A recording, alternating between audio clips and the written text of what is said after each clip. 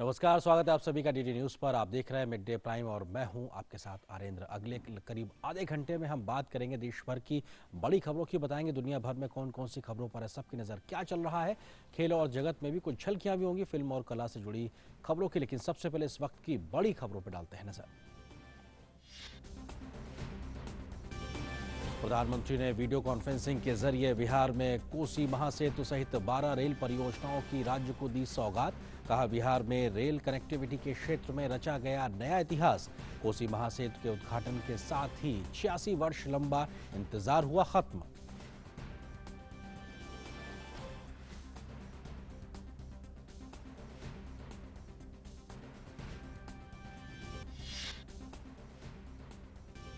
प्रधानमंत्री नरेंद्र मोदी ने कहा, लोकसभा में कृषि सुधार विधेयकों का पारित होना ऐतिहासिक। कहा, किसानों को बिचौलियों और अन्य समस्याओं से मिलेगी निजात। प्रधानमंत्री ने कहा, यह विधेयक किसानों के लिए रक्षा कवच बनकर काम आएगा।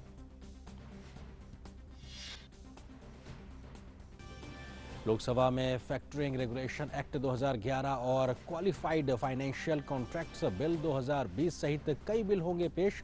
होम्योपैथिक केंद्रीय परिषद संशोधन विधेयक 2020 और भारतीय चिकित्सा केंद्रीय परिषद संशोधन विधेयक 2020 राज्यसभा से पारित। केंद्रीय गृह राज्य मंत्री जी किशन रेड्डी ने मंत्रियों के वेतन और भत्तों से संबंधित संशोधन विधेयक 2020 विचार और पारित करने के लिए उच्च सदन में किया पेश।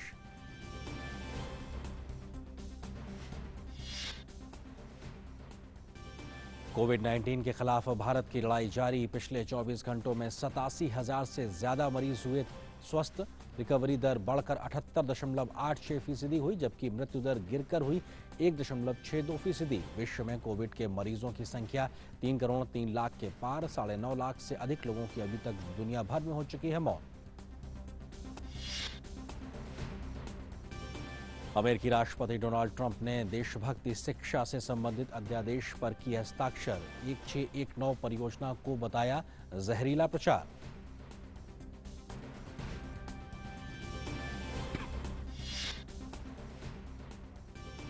और खेल की खबरों में भारत के रोहन बोपन्ना ने अपने कनाडा के साथी डेनिस शापोवलोव के साथ रोम मास्टर्स के पुरुष युगल क्वार्टर फाइनल में प्रवेश किया। कोलंबिया की जोड़ी को हराकर किया क्वार्टर फाइनल में प्रवेश।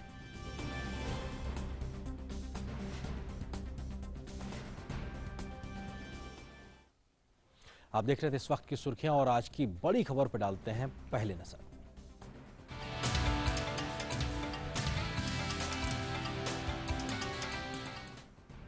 प्रधानमंत्री नरेंद्र मोदी ने आज वीडियो कॉन्फ्रेंसिंग के माध्यम से बिहार में कोसी रेल महासेतु राष्ट्र को समर्पित किया है।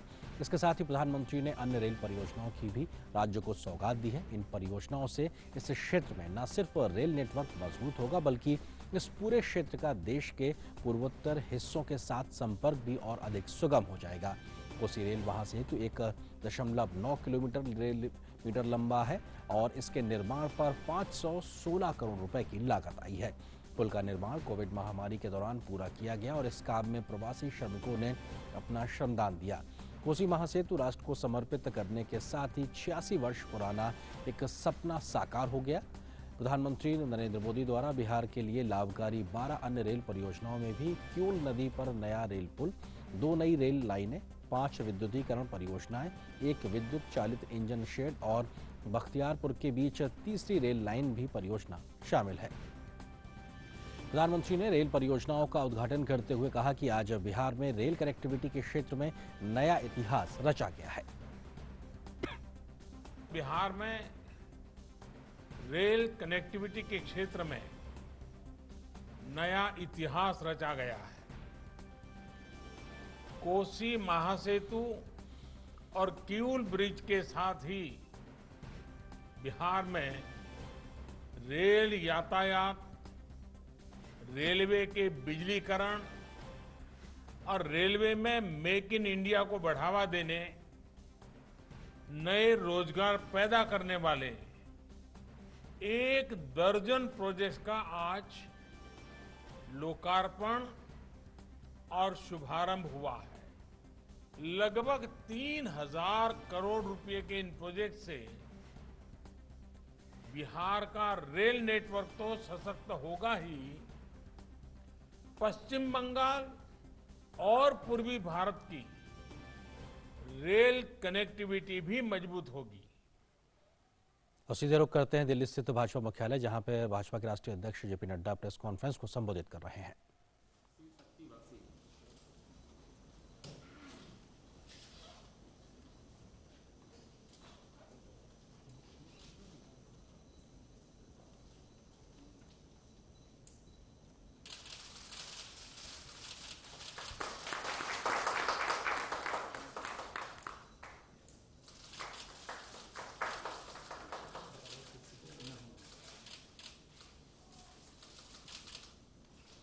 मेरा सादर अनुरोध है श्री गोपाल कृष्ण अग्रवाल जी से, जो स्मृति के कोषाध्यक्ष भी हैं, आप 1 मिनट में माननीय अध्यक्ष जी का स्वागत उद्बोधन कर दें।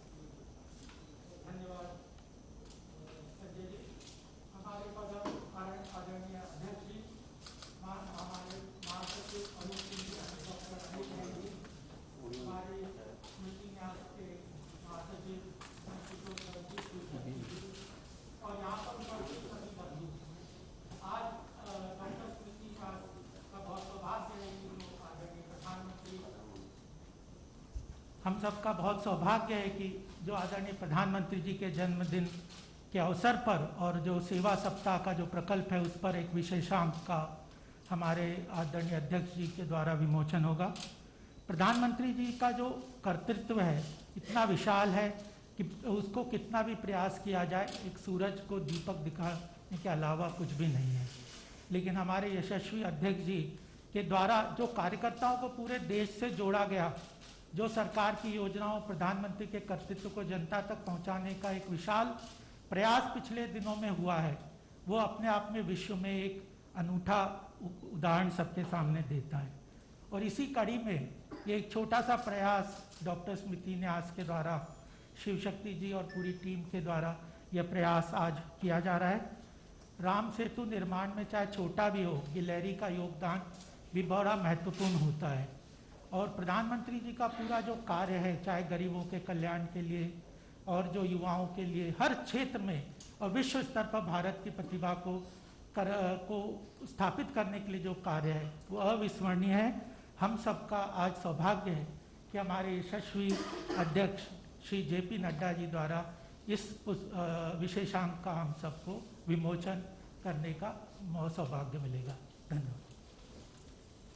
माननीय राष्ट्रीय अध्यक्ष जी का उद्बोधन सुने, उसके पूर्व मेरा सादर अनुरोध है माननीय अध्यक्ष जी से इस पुस्तक का विधिवत लोकार्पण।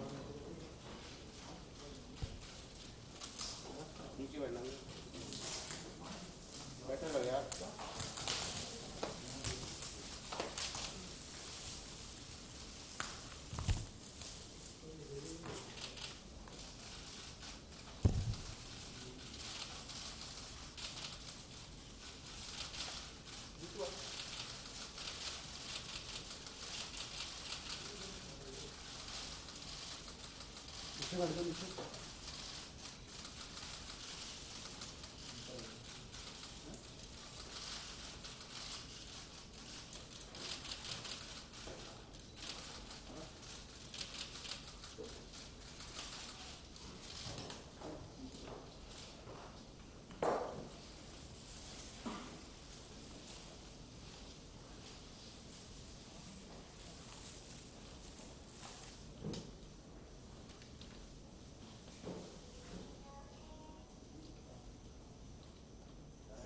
मैं शिव शक्ति जी से निवेदन करूंगा कि वह कुछ शब्द अपने स्वागत में कहें। आदरणीय राष्ट्रीय अध्यक्ष महोदय, हमारे इस कार्यक्रम में बहुमूल्य समय से कुछ वक्त निकालकर आपका सानिध्य हमें प्राप्त हुआ है। साथ में हमारे राष्ट्रीय महासचिव डॉक्टर अनिल जैन जी और श्री अरुण सिंह जी, उन्होंने भी अपना बहुमूल्य समय हमें दिया है इस पुस्तक के विमोचन के लिए। हमारे डॉक्टर स्मृति न्यास मुखर्जी स्मृति न्यास के सचिव डॉक्टर नंदकिशोर गर्ग और कोषाध्यक्ष श्री गोपाल अग्रवाल जी आज हमारे साथ हैं इस विमोचन में। पार्टी पत्रिका में प्रकाशन विभाग जो रखना है उसके माध्यम से इस पुस्तक की योजना बनी और इस पर कार्य हुआ है। इसमें माननीय प्रधानमंत्री जी के जन्म दिवस को ध्यान में रखते हुए, जो कि 70वां वर्ष अपना पूर्ण कर रहे हैं, उनका व्यक्तित्व और कृतित्व और उनके विचार, इन सब पर ध्यान केंद्रित करते हुए इस पुस्तक का निर्माण हम लोगों ने किया है। इस पुस्तक का प्रकाशन करने का प्रयास किया है। इस पुस्तक में हम बहुत ही सौभाग्यशाली हैं कि आदरणीय राष्ट्रीय अध्यक्ष जी का लेख और उसके साथ साथ उत्तर प्रदेश के मुख्यमंत्री श्री योगी आदित्यनाथ जी का और असम के मुख्यमंत्री श्री सर्बानंद सोनोवाल जी का लेख हमें प्राप्त हुआ है। और उसके साथ साथ माननीय प्रधानमंत्री जी का जो जीवन रहा है उसका एक परिचय के साथ बाल्यकाल से ही जो उनका जीवन रहा और अभी तक जिन जिन पड़ावों से वो गुजरे हैं उस पर भी हम लोगों ने प्रकाश डालने का इस पुस्तक के माध्यम से प्रयास किया है। और प्रधानमंत्री बनने के बाद लगातार जो हर वर्ष लाल किले की प्राचीर से उन्होंने राष्ट्र को संबोधन किया है और राष्ट्र के संबोधन में जो जो विषय उन्होंने रखे, आप देखेंगे कि अगले वर्ष उन विषयों पर काम हुआ है, वो विषय आगे बढ़े हैं। तो इसके सिलसिलेवार ढंग से उसके प्रमुख अंश जो लाल किले की प्राचीर से उनका राष्ट्र को संबोधन है, उसका प्रमुख अंश इसमें हम लोगों ने प्रकाशित करने का प्रयास किया है। और समय समय पर माननीय प्रधानमंत्री जी का राष्ट्र को, अपने कार्यकर्ताओं को संबोधन हुआ है। यहाँ तक कि विदेश में भी उनका संबोधन हुआ है, जिनमें कि उनके विचार व्यक्त हुए हैं और उस विचार से पूरे देश ने प्रेरणा ली है। तो वो ऐसे चुने हुए कुछ भाषण, क्योंकि एक छोटा सा अंक है, इसमें सभी भाषणों को लेना संभव नहीं था हमारे लिए, इसलिए हम लोगों ने जो SRCC में जो पहला भाषण उन्होंने प्रधानमंत्री प्रचार उम्मीदवार के रूप में जब शुरू किया था अपना प्रचार, तो वहां से लेकर हॉर्डी मोदी के भी भाषण को हमने इसमें छापने का प्रयास किया है। और अभी जो भगवान श्री राम मंदिर का जो शिलान्यास हुआ है, उसके क्रम में जो उनका संबोधन हुआ पूरे राष्ट्र को, उसको इसमें लेने का प्रयास किया है। इसके साथ साथ चूंकि वो 70 वर्ष पूर्ण कर रहे थे, इसलिए पिछले जो उनका कार्यकाल रहा, इसमें जो 70 ऐतिहासिक निर्णय रहे हैं, जिससे कि पूरे देश की छवि बदली है, विश्व में भारत का एक स्थान बना है, सम्मानजनक स्थान बना है, उसको लेकर ये 70 ऐतिहासिक निर्णय हम लोगों ने इसमें प्रकाशित किया है। और एक पिक्टोग्राफिकल हिस्ट्री, उनका जो जर्नी है, pictographical journey right from the childhood, वहां से लेकर आज तक का उस जर्नी को, उस यात्रा को, एक चित्रमय यात्रा, उसके संकलन का हमने प्रयास किया। एक छोटा अंक है, इसलिए बहुत जुड़े हुए फोटो हम लोगों ने चित्र इसमें शामिल कर पाए। माननीय प्रधानमंत्री जी एक साहित्यकार भी हैं, कवि हृदय हैं और कई कविताएं भी उन्होंने लिखी हैं। उसमें से चुने हुए कुछ कविताओं को भी हमने इसमें प्रकाशित करने का प्रयास किया है और उनकी जो पुस्तकें हैं उसके विषय में भी एक परिचय देने का प्रयास किया है। और विश्व स्तर पर कई प्रकार से उनका सम्मान हुआ है, कई प्रकार के उनको पुरस्कार प्राप्त हुए हैं, उनको भी इसमें देने का हमने प्रयास किया है। इस पूरे कार्य में हमारी जो टीम के सदस्य अंग्रेजी और हिंदी दोनों भाषा में प्रकाशित है। अंग्रेजी में श्री राम प्रसाद त्रिपाठी, श्री विकास आनंद जी, और हिंदी में संजीव सिन्हा जी हमारे सहयोगी संपादक श्री रामनारायण सिंह, और साथ में भोला राय जी और अन्य हमारे विकास सैनी, इन लोगों ने इसमें बहुत ही योगदान किया है। मुझे आशा है इस विशेषांक से अवश्य हमारे पाठक जो है सभी पाठक लाभ उठाएंगे। और मैं अपनी बात यहीं पर समाप्त करता हूँ। बहुत बहुत धन्यवाद। आशा है ये अंक आप सब लोगों को बहुत पसंद आएगा। धन्यवाद। माननीय राष्ट्रीय अध्यक्ष जी से आपको संबोधित करें।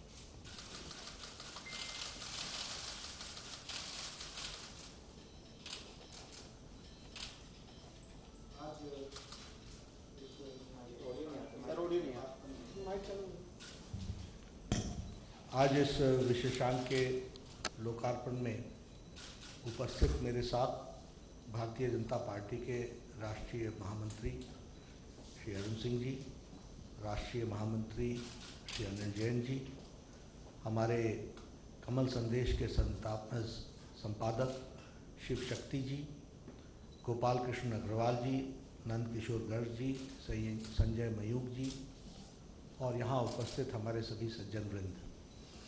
हम सबको मालूम है कि 14 तारीख से लेकर के 20 तारीख तक प्रधानमंत्री मोदी जी के 17 तारीख के जन्मदिवस के अवसर पर हम सेवा सप्ताह मना रहे हैं और भारतीय जनता पार्टी के करोड़ों कार्यकर्ता स्थान स्थान पर सेवा कार्य के माध्यम से राजनीति के पटल से अलग हटकर किस तरीके से हमारा सेवा का पक्ष है उसको आगे बढ़ाते हुए इस सप्ताह में हम कार्यक्रम ले रहे हैं। कार्यक्रम कई किस्म के हैं। ब्लड डोनेशन का कार्यक्रम है, हमारे जो दिव्यांग भाई हैं उनको उपकरण देने का सवाल है, उसी की तरीके से प्लाज्मा डोनेशन का विषय है, फिर स्वच्छता अभियान का विषय है। स्वच्छता अभियान में भी गरीब बस्तियों में अभियान लेने का विषय है। अस्पताल में और ज़रूरतमंद बच्चों को फल देने का विषय है, फल डिस्ट्रीब्यूशन का विषय है। उनके लिए पुस्तकों की उपलब्धता कराने का विषय है। और सभी लोग समय समय पर स्थान स्थान पर जाकर के कार्यक्रमों में शामिल हो रहे हैं। मैं भी अभी तक 2-3 कार्यक्रमों में शामिल हुआ हूँ। कल फिर मैं सोनीपत जा रहा हूँ, पिछले कल चांदनी चौक में था। और ऐसे बड़े बड़े कार्यक्रम जो हम हेल्थ प्रोटोकॉल को ध्यान में रखते हुए कर सकते हैं, वो करने का प्रयास करोड़ों कार्यकर्ता भारतीय जनता पार्टी कर रहे हैं। प्रधानमंत्री मोदी जी के 70वें जन्मदिन पर स्थान स्थान पर प्रदर्शनी भी लगाई गई है, जिसमें उनकी जीवनी के बारे में बताया गया है। और ये श्यामा प्रसाद मुखर्जी न्यास की तरफ से जो ये विशेषांक कमल संदेश का ये विशेषांक जो निकला है, इसके लिए मैं सारे श्यामा प्रसाद मुखर्जी न्यास के सभी पदाधिकारियों को बधाई भी देता हूँ और साथ ही साथ जो एडिटोरियल बोर्ड है उनको साधुवाद भी देता हूँ, जिन्होंने बहुत अच्छी मेहनत करके इस विशेषांक को निकाला है। मैं इसके कुछ पन्ने अभी पलट रहा था। बड़ा इन्फॉर्मेटिव है और मोदी जी के जीवनी के बारे में बाल्यकाल से लेकर के आज तक उनके द्वारा किए गए कार्य, उनके जीवन में बढ़ती चीज़ों के साथ साथ परिवर्तन में उनके फैसले, इन सब चीज़ों के बारे में प्रकाश इसमें डाला गया है। कैसे उनका संबंध बाल्यकाल में सामाजिक सेवा में रुचि बनी, उसके बाद किस तरीके से वो राष्ट्रीय स्वयंसेवक संघ के नज़दीक आए, फिर राष्ट्रीय स्वयंसेवक संघ के नज़दीक आने के बाद वो फिर एक सामाजिक कार्यकर्ता, राजनीतिक कार्यकर्ता के रूप में आगे बढ़े और उसके बाद उन्होंने भारतीय जनता पार्टी के विभिन्न पदों पर काम करते हुए संगठन मंत्री से लेकर के राष्ट्रीय संगठन मंत्री तक का सफ़र करने के बाद गुजरात के मुख्यमंत्री और बाद में भारत के प्रधानमंत्री के रूप में उनकी जीवनी के बारे में इसमें बहुत अच्छे तरीके से लिखा गया है, बताया गया है। यह इन्फॉर्मेशन हमारे कार्यकर्ताओं के लिए भी प्रेरणादायी है, ये मैं मानता हूँ और इसको हमको ध्यान में रखना चाहिए। मित्रों, मैं पहले भी कह रहा था, मैं लंबे समय से राजनीति में हूँ और राजनीति में बहुत सी सरकारें हमने देखी हैं, विपक्ष में बैठ करके देखी हैं, लेकिन प्रधानमंत्री मोदी जी के नेतृत्व में जो हमने देखा और जिसको हम नहीं दुनिया देखती है, वह सिर्फ कोई कार्यक्रम, पॉलिसीज, प्रोग्राम्स जो हर सरकारें करती हैं ऐसा नहीं है। मोदी जी का ने भारत की राजनीति की संस्कृति बदली। The culture, the political culture has changed under the dynamic leadership of Narendra Modi. कभी आज से पहले चुनाव में कोई विकास का रिपोर्ट कार्ड लेकर के नहीं जाता था। चर्चाएं ये होती थी कौन किस जाति का है, कौन किसको खड़ा करेंगे, किसको खड़ा करना चाहिए, कौन सी जाति लानी चाहिए, किसकी जाति के सब यहाँ पर बोलबाला है। वोट बैंक की राजनीति होती। लेकिन प्रधानमंत्री मोदी जी ने राजनीति की संस्कृति बदल दी। सेवा की संस्कृति, जनता के लिए समर्पण की संस्कृति और समाज में जो पिछड़े, दलित, हमारे वंचित, शोषित, पीड़ित, जो समाज के अंतिम पायदान पर खड़े हैं, उनको ताकत देने की, उनको एम्पावर करने की, उनको सशक्तिकरण करते हुए उनको मुख्य धारा में लाने का काम नरेंद्र मोदी जी की सरकार ने किया है। यह हमको समझना चाहिए। और इसलिए मैं ये कह सकता हूं कि राजनीति से अलग हट करके, पॉपुलिस्ट स्लोगन से अलग हट करके और पॉपुलिस्ट स्लोगन के माध्यम से जो लोग लॉबिंग करते थे उनको धत्ता दिखाते हुए जनता के, गरीब लोगों की सेवा के लिए मोदी जी ने अपनी राजनीतिक इच्छा शक्ति दिखाई है। इसको हमको समझना चाहिए। आप देखेंगे, कभी सोचा था, अभी आजाद भारत में 18,000 गांव बगैर बिजली के थे। कभी सोचा था कि 2.5 करोड़ लोग बिना बिजली के घरों में रह रहे हैं। कभी हमको इसका अंदाजा था कि 2 वक्त की रोटी मुयस्सर करने के लिए बहुत से लोग बिना भोजन के सोते हैं। कभी हमने सोचा था कि गरीब आदमी गंभीर बीमारी से बचने के लिए उसके पास कोई औजार होगा, कोई इंस्ट्रूमेंट होगा। प्रधानमंत्री जी ने उज्ज्वला योजना, उजाला योजना, सौभाग्य योजना, आयुष्मान भारत, ये सब योजनाओं को, मुद्रा योजना, स्टार्टअप, स्टैंड अप, ये जितने भी प्रोग्राम्स थे, ये सारे प्रोग्राम आप देखेंगे तो उन लोगों को मदद करने के लिए थे जिनका कोई देखभाल करने वाला नहीं था, उनको मुख्य धारा में लाना। सबका साथ, सबका विकास और सबका विश्वास, उसको लेटर और स्पिरिट में प्रधानमंत्री मोदी जी ने किया है। अब आज हम अगर चर्चा करें, विधेयक, 3 विधेयक आए हाउस में। कांग्रेस पार्टी ने अपने ही मैनिफेस्टो में कहा कि हम एपीएमसी के से बाहर किसान को निकाल करके लाएंगे। अपने ही मैनिफेस्टो में कहा कि हम एसेंशियल कमोडिटीज एक्ट 1955 का, ये इसको जंग लग गया है, इसको हम बदल डालेंगे और इसमें से हम जनता को निकाल लेंगे। लेकिन मोदी जी ने इसको करके दिखाया है, यह हमको समझना चाहिए।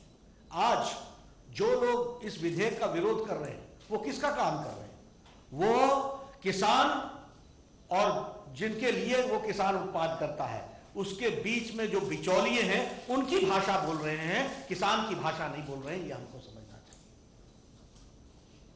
आप बताइए कि अगर किसान अपना उत्पाद पैदा करता है और उसको हम लोगों ने आज एपीएमसी एक्ट के तहत बांध रखा था कि तुम अपना उत्पाद अनाज मंडी में ही बेचोगे और अनाज मंडी से ही तुम्हारा अनाज जाएगा।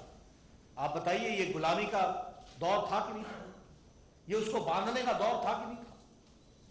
प्रधानमंत्री मोदी जी ने कहा कि हम इसको आजाद करते हैं। वो अनाज मंडी से बेचना चाहे अनाज मंडी से बेचे, वो अनाज मंडी के बाहर बेचना चाहे, देश के किसी भी कोने में बेचना चाहे, उसको आजादी है। यह प्रधानमंत्री मोदी जी ने इस किसान के विधेयक में दिया है।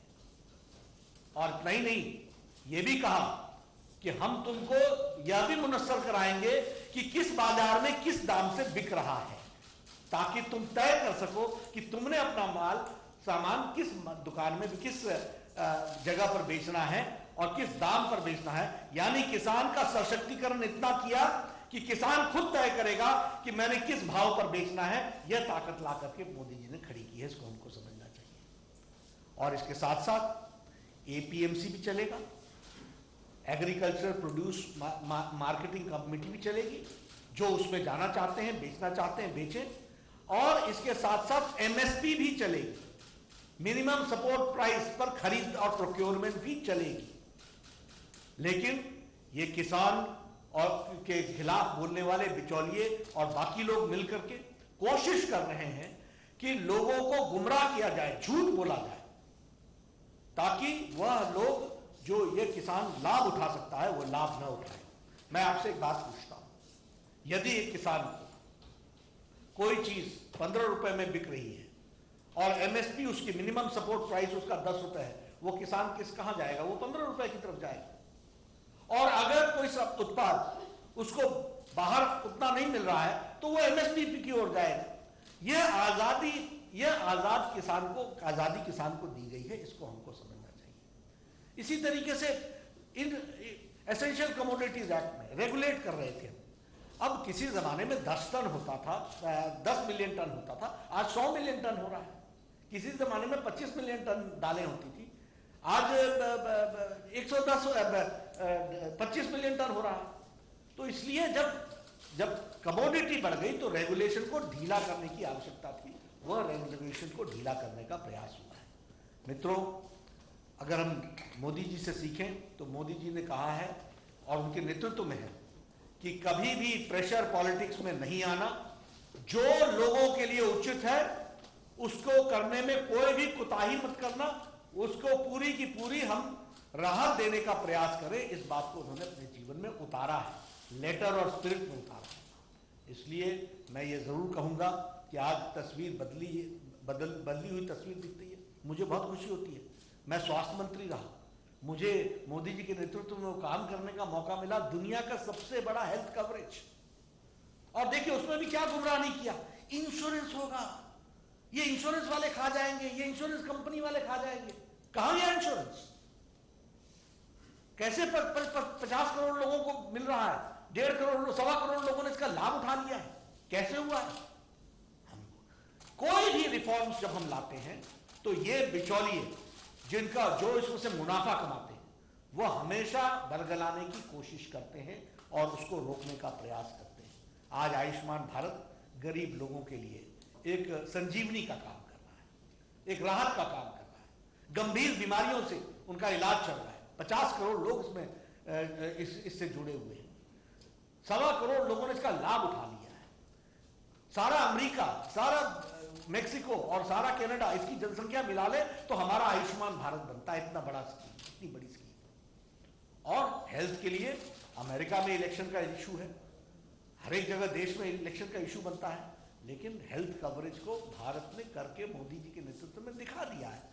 इसलिए मैं आज इतना ही कहना चाहूंगा कि हमारा ये सप्ताह पूरे का पूरा 20 तारीख तक हम सेवा कार्य करेंगे और उस सेवा कार्य में हम जुटेंगे। आपने देखा होगा लॉकडाउन में भी सारी पॉलिटिकल पार्टियां, राजनीतिक दल लॉकडाउन हो गई थी। ये अकेली भारतीय जनता पार्टी थी जिसने 25 करोड़ लोगों का फूड पैकेट पहुंचाया और लगभग 5 करोड़ राशन किट महीने भर का बांटा है। Mask cover, face cover 1 crore से ज्यादा बांटा है। यह काम भारतीय जनता पार्टी के कार्यकर्ताओं ने किया है और इसकी प्रेरणा और कोई नहीं, भारत के प्रधानमंत्री श्री नरेंद्र मोदी जी हैं। उन्होंने ये प्रेरणा दी और उसको पार्टी ने बहुत सफलतापूर्वक लागू किया। मुझे खुशी है कि हम उसको सफलतापूर्वक लागू कर सके। लेकिन आज मैं ये निवेदन करूंगा हमारे करोड़ों कार्यकर्ताओं से कि ये कमल संदेश जरूर पढ़ें और इसमें जो मोदी जी की जीवनी है, पिक्टोरियल है, वो सारे का सारा आप देखें और इसका लाभ उठाएं। ये हार्ड कॉपी में भी है और ये डिजिटल भी है, तो हम डिजिटल का भी उपयोग करें, अपने डिजिटल उसका उपयोग करें। फेसबुक पर भी देख सकते हैं, बाकी सब जगह भी देख सकते हैं। इसका जरूर हमारे कार्यकर्ता पढ़ें इसको और इससे प्रेरणा लें और सेवा कार्य के साथ साथ राजनीतिक दृष्टि से लोगों की सेवा करें। ये मैं आप सबसे निवेदन करूंगा। मुझे आज मौका मिला इस कार्यक्रम में शामिल होने का। मैं आयोजकों को पुनः बधाई देता हूं, बहुत अच्छा काम किया है। श्यामा प्रसाद मुखर्जी न्यास के सभी कार्यकर्ताओं को